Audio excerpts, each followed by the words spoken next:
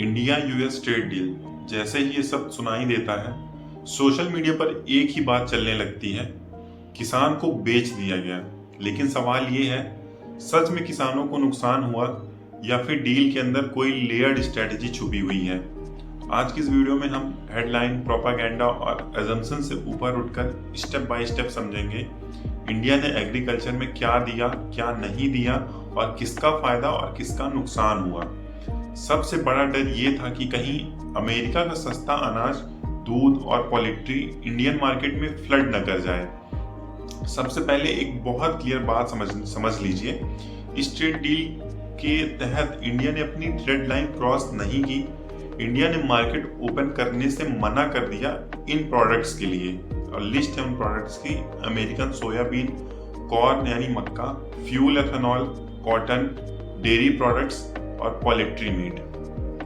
ये वही चीजें हैं जो इंडियन किसान की इनकम, फूड सिक्योरिटी और रूरल एम्प्लॉयमेंट से डायरेक्टली जुड़ी हुई हैं। इस पॉइंट्स पर इंडिया ने अमेरिका को साफ मैसेज दिया, कोर एग्रीकल्चर पर कोई कॉम्प्रोमाइज नहीं। स्मूथ। लेकिन फिर भी सवाल उठता है, जब इतना सब प्रोटेक्टेड है तो कंट्रोवर्सी क्यों हो रही है? इंडिया ने कुछ सेलेक्ट अमेरिकन फार्म प्रोडक्ट्स पर टैरिफ कम या जीरो करने का एग्रीमेंट दिया।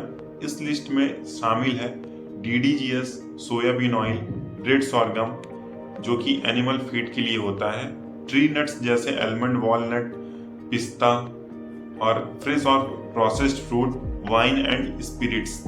सरफेस पर देखा जाए तो ये प्रोडक्ट्स इंडिया के लिए ज्यादा पॉलिटिकली सेंसिटिव नहीं लगते, लेकिन एग्रीकल्चर सिर्फ खेती नहीं होती, ये एक पूरा इकोसिस्टम होता है। इस पूरे डील का सबसे इंपॉर्टेंट और पावरफुल शब्द है DDGS। DDGS का फुल फॉर्म होता है डिस्टिलर्ड ड्राइड ग्रेन्स विद सॉल्यूबल्स। अब सिंपल भाषा में हम लोग समझते हैं इसको, कॉर्न या राइस से जब एथेनॉल बनाया जाता है तो स्टार्च निकाला जाता है। जो प्रोटीन रिच मटेरियल बचता है उससे सुखाकर बनाया जाता है DDGS। ये वेस्ट नहीं होता, ये हाई प्रोटीन एनिमल फीड होता है, जैसे मुर्गियों को जो खाना खिलाते हैं। अब समझिए ये क्यों इंपॉर्टेंट है।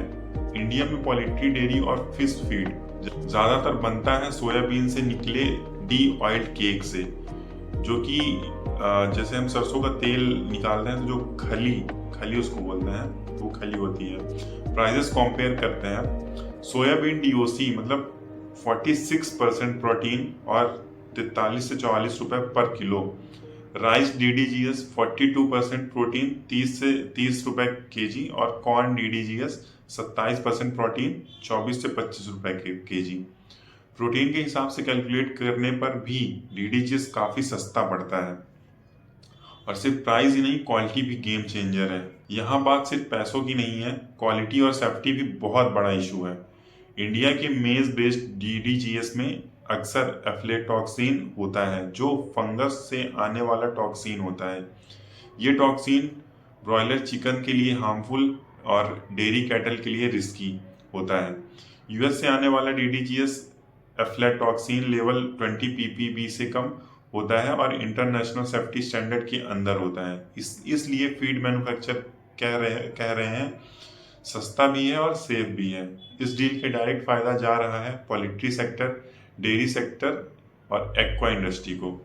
फीड सस्ता हुआ, प्रोडक्शन कॉस्ट कम हुई, प्रॉफिट मार्जिन बेटर हुआ। इसलिए इंडस्ट्री इस डील को ग्रोथ अपॉर्चुनिटी के तौर पर देख रही है।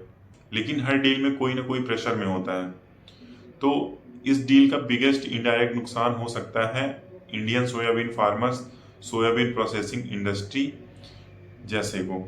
समझिए कैसे। हर 100 kg सोयाबीन प्रोसेसिंग में मिलता है 18 kg ऑयल और 82 kg DOC मतलब खली। अब प्रॉब्लम ये है, DDGS एक अल्टरनेटिव फीड बन गया और सोयाबीन ऑयल पर इंपोर्ट ड्यूटी कम हो रही है। तो अगर सोयाबीन DOC और ऑयल के रेट्स गिरते हैं तो फार्मर्स की इनकम सीधा हिट होगी।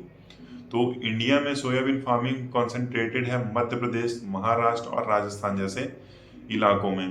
तो टोटल एरिया है 13 मिलियन हेक्टर। अगर सोयाबीन का रेट थोड़ा सा भी गिरा तो लाखों किसान डायरेक्टली इम्पैक्ट होंगे। इसलिए सोयाबीन फार्मर्स इस डील को लेकर अनईजी हैं, मतलब परेशान हैं।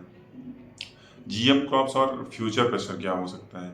अभी इंडिया ने जीएम कॉर्न, जीएम सोयाबीन और यूएस डेयरी प्रोडक्ट्स पर स्ट्रिक्ट रिस्ट्रिक्शंस लगा रखी है। लेकिन जॉइंट स्टेटमेंट में एक लाइन है, नॉन टैरिफ बैरियर्स को एड्रेस किया जाएगा। इसका मतलब है आज नहीं लेकिन कल प्रेशर और निगोशिएशन बढ़ सकती है। तो ड्राई फ्रूट्स और फ्रूट्स पर ड्यूटी कम होने से इंडियन फार्मर्स को ज़्यादा नुकसान नहीं होता, क्योंकि इंडिया इनका लार्ज प्रोड्यूसर है ही नहीं।